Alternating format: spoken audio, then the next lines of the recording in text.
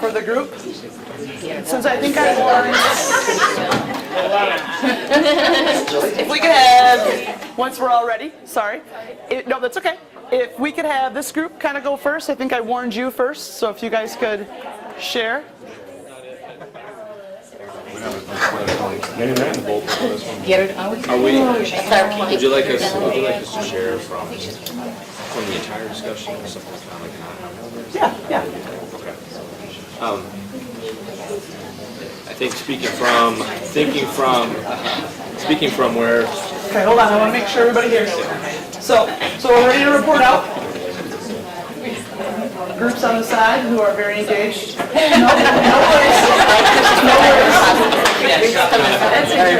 Your boss in the back just kind of keeps looking at his clock, and I just want to make sure I honor the time. So we're going to just kind of report out. So if you guys can go ahead. One of the pieces that we felt was that she became a great facilitator of inquiry, and that she continued to press questions and asking probing questions, getting them to do some accountable talk with one another, back and forth, and then ask them to kind of report out. But it was interesting the way that, like we said, how she just continued to ask questions, those probing questions. At number 5, I think the follow-up piece that was the part that I studied, but saw a lot of that. Yeah, for sure. Encouraging. So that day was actually pretty monumental for us, because that question that Ryan asked is a huge mathematical idea. You could ask high school students why a -1 and a 1 both have 1, like what that 1 means, and they would not be able to articulate. And the fact that she asked that question, it's amazing for a 4th or 5th grader to ask that question, because that's like the baseline for understanding absolute value, which is what they'll study in middle and high school. So when she asked that question, it was just huge. Before we move on, are there any questions or wonderings that you have in particular about the kids or anything about the video itself before I move on? Because I didn't really set up anything like that. What grade level was that? Pretty sure they're either 4th going into 5th or 5th going into 6th. I can't remember. How did they get chosen to be in that group? So that's a great question. So how did they get chosen? They were supposed to be chosen purely by random after you decided who were your kids that are struggling in mathematics. The first year, the districts wanted to send all of their really smart kids so that they made sure to look good for all the people around the world that were coming to watch. But this being the 3rd year, then we really worked with districts. No, she wants to work with kids who struggle in mathematics. And then, because it's a part of a research study, it was a randomized drawing. So you had general ed, special ed, and advanced kids, actually all, because some people still snuck in, but all within that group. So it does actually represent pretty close to a true classroom. Anything else? In fact, the young kid, Kevin, at the end, who answered the question about the positive and the negative, really not answering her question at all, he had some significant learning disabilities when you actually saw Kevin's work. Because these kids had little composition books that they kept all their work in every day. And so then after the kids left, they had to leave them there so we could walk around and see their work. And he had, in my estimation, the handwriting of a 1st grader. And she has them write a lot in their books, and so it was always very hard to read his work and what he was doing. Okay, no other questions about the video? I was wondering if the kids are always mic'd, or was it special for this video? For the whole week that they're there, they are mic'd. Yep. And part of that was for the purposes of their research, but part of it was only a certain number of people could actually fit in the room to watch them. So there were another 20 people that were in an auxiliary room that were watching it on a screen, and then the only way that they could hear was through the mics. So they had actually a little bit of a different experience than those of us that were in the room, because we always couldn't hear the kid-to-kid conversations, because it wasn't mic'd in the room, it was mic'd to the cameras.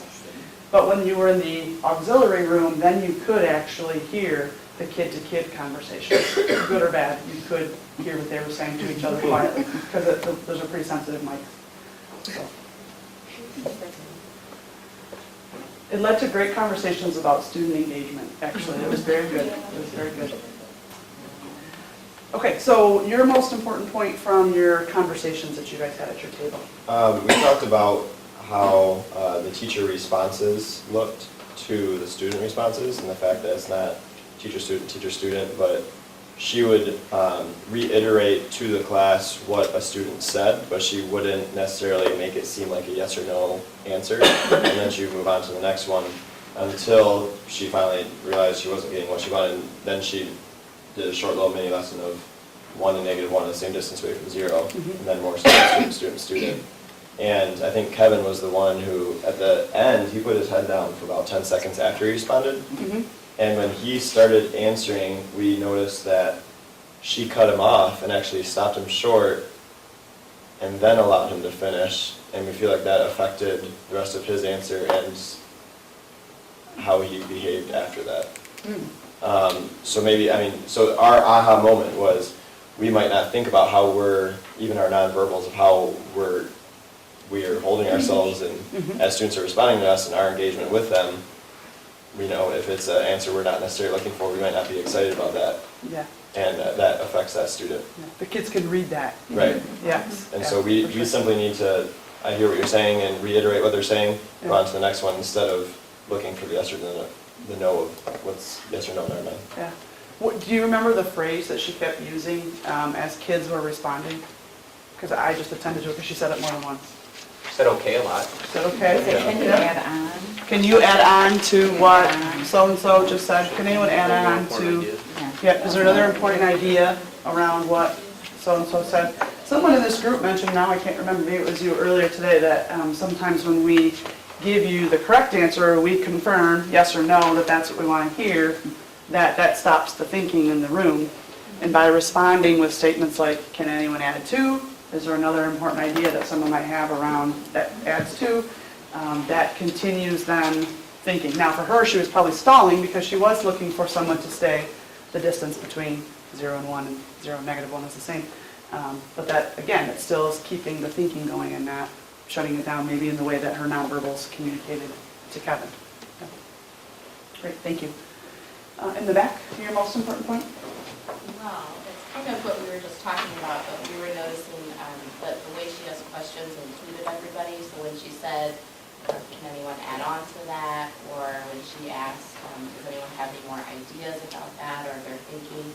It was open-ended enough that a lot of kids were able to share. Yeah. Which was important. Yeah. Very like a inclusive kind of way that anyone can throw an idea. Didn't appear that she was looking for the correct answer, even though she probably was internally. So anyone can kind of toss something out, and it's valued. Okay. A lot of ours have been covered, but one thing we really appreciated was just how authentic it was. That you could tell, when she threw out the question and no one answered, we felt like the wait time was quick. But as a teacher, it always feels like eternity. And so you saw her go from not getting all those responses that she wanted them all to share to go into a turn and share with your table partner. And that is your life for teachers. You do have the kid that's tired and, so it was, I liked that it wasn't a perfect lesson. I liked that all the answers weren't so right on. So I thought we appreciated just seeing Great. that. Great. So she had crickets, right? She asked that question at the end. Can someone take Ryan's question and talk about 4 and -4 and okay. So if you could turn to talk to someone, and when she came back, then I know you couldn't see the whole room, but at least along that one side, there were 3 people that had, we didn't watch the complete end of it, but there were 3 people that had their hands up. So whether that was indicative of the whole room, at least there were less crickets in the room by giving them some time to talk, right? Because if you have your head down, then everybody loves the chance to talk to the person next to them, whether they like that person or not. So then your head picks up and you talk, at least, to the person sitting next to you. Great, thank you. And then you guys? Well, ours, number 4, was about avoiding judgments in students' responses, and we noticed that she avoided saying good or great if they were right. Makes the others think, well, their thoughts weren't so good or great if they were different. But we noticed her saying thank you a lot and showing appreciation for their thinking and not verifying if they were right or wrong, but telling them that was interesting and Mhm. thank you. Yep. Did you notice when she did say that something was good or great?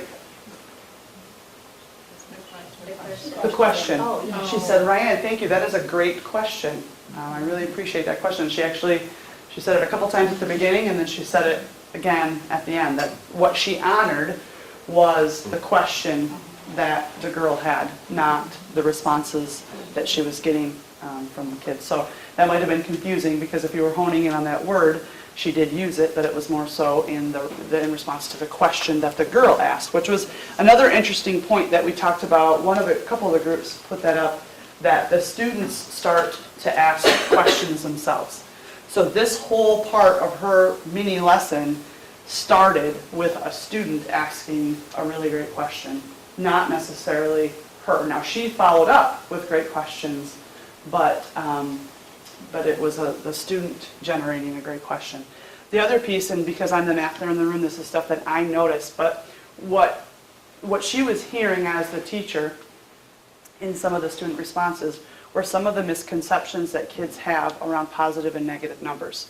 If you were listening to the kids and when she was asking the question, when they would talk about the negative number, they always talked about, well, it takes away.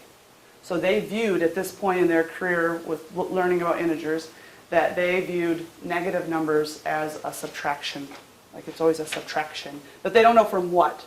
But it's kind of it's a huge misconception that kids have, that she was unable to kind of process in the back of her head, that and she changed her language when she talked about it, and she said, she let a couple kids say it, and then she said, yes, the negative is taken away from 0, which is why it is negative. So she was kind of clearing it up that it's not always subtraction. Negative doesn't always indicate subtraction. So Jen, I think I talked about how questions can kind of elicit student misconceptions, and that's what happened as the kids were talking about why they thought, or what ideas they had around the differences between 1 and -1.